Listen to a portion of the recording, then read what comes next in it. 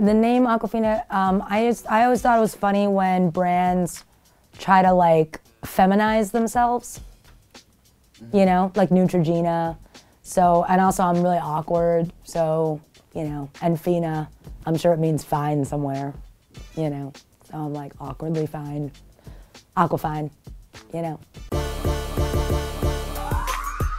We didn't smoke any blunts together, but I will say this, that before we met, like I was up thinking about like how I would make a weird noise or something, like they would think I was really weird. I was like really nervous to meet them, but when I did meet them, like they were incredibly warm and like welcoming to a level like I didn't even think that they would ever be.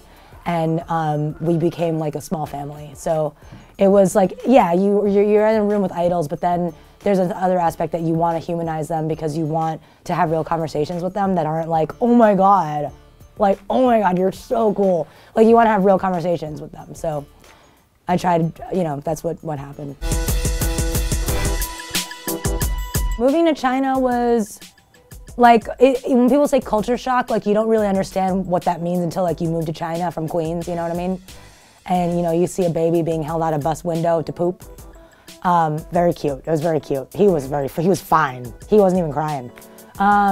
I liked it a lot, and I liked it so much that I actually thought that if I wasn't Awkwafina, I would be living there right now. So I always planned to return there because I felt like there was something going on there that like was cooler than like what was going on where I was in America. Like you feel like you're somewhere there in like fashion and stuff like that. Like in America, we feel like we get the fashion first and like we're the first. Like nah, that's hitting Asia, and Asia has stuff that like you'd never see. New York has changed a lot.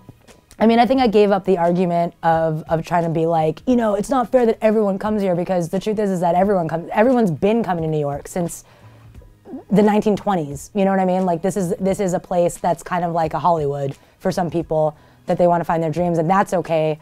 I think what I don't like about the change is like how it breaks up communities, how neighborhoods are disintegrated, how rent prices are driving up, and how like the cultural landscape changes, because you don't want a New York that is just like monotonous and one.